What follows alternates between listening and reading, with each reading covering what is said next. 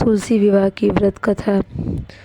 तुलसी विवाह देव उठान एकादशी को भी करवाया जाता है।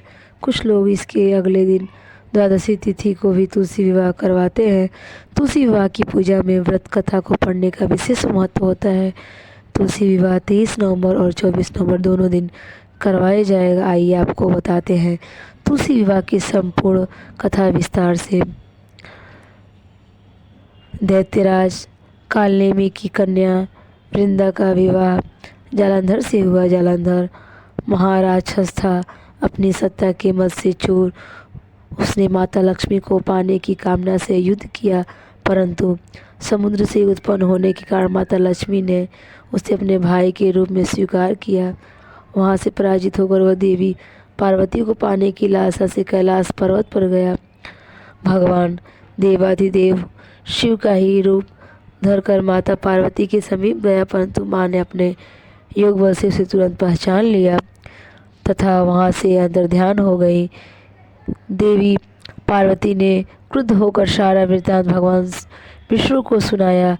जालंधर की पत्नी वृंदा अत्यंत पतिव्रता स्त्री थी। उसकी पतिव्रता धर्म की शक्ति से जालंधर न तो मारा जाता था न ही पराजित होता था। इसलिए जालंधर का नाश करने के लिए वृंदा के पतिव्रता धर्म को भंग करना बहुत आवश्यक था।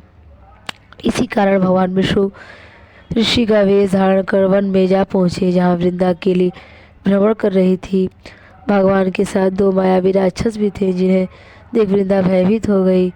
ऋषि ने वृंदा के सामने पल में दोनों को भस्म कर दिया। उनकी शक्ति देखकर वृंदा ने कैलाश पर्वत पर महादेव के साथ युद्ध कर रहे अपने पति जालंधर के बारे में पूछा। ऋषि ने अपने माया जाल से 2 वानर प्रकट किए। एक वानर के हाथ में जालंधर का सिर तथा दूसरे हाथ में धड़। अपने पति की यह दशा देखकर वृंदा मूर्छित हो पड़ी। होश में आने पर उन्होंने ऋषि रूपी भगवान से विनती की कि वह उसके पति को जीवित करे। भगवान ने अपनी माया से पुनः जालंधर का सिर धड़ से जोड़ दिया और स्वयं भी वह उसी शरीर में प्रवेश कर गए। वृंदा को इस छल का तनिक भी आभास न हुआ। जालंधर बने भगवान के साथ वृंदा पतिव्रता का व्यवहार करने लगी, जिससे उसका सतीत्व भंग हो गया।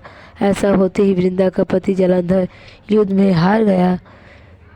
इस सारी लीला का जब वृंदा को पता चला तो उसने क्रुद्ध होकर भगवान विष्णु को हृदयहीन शिला होने का श्राप दे दिया। अपने भक्त के श्राप को भगवान विष्णु ने स्वीकार किया और जालंधर पत्थर बन गए।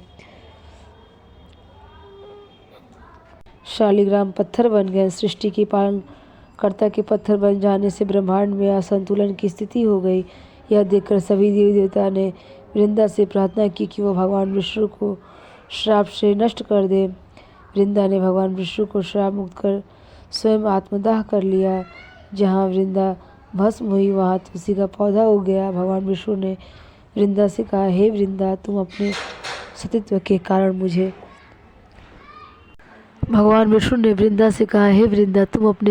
कारण मुझे लक्ष्मी से भी अधिक प्रिय हो गई हो। अब तुम तुलसी के रूप में सदा मेरे साथ रहोगी। जो मनुष्य मेरे शालिग्राम रूप के साथ तुलसी का विवाह कराएगा, उसे इस लोक और परलोक में विपुल यश प्राप्त होगा। ऐसी मान्यता है कि जिस घर में तुलसी होती है वहाँ यम के दूत भी असमय नहीं जा सकते। मृत्यु के समय जिसके प्राण मंजरी रहित तुलसी और गंगा जल मुख में रखकर निकल जाते हैं, वह पापों से मुक्त होकर वैकुंठ धाम को प्राप्त होता है। जो मनुष्य तुलसी व आंवले की छाया में अपने पितरों का श्राद्ध करता है, उसके पितर मोक्ष को प्राप्त हो जाते हैं।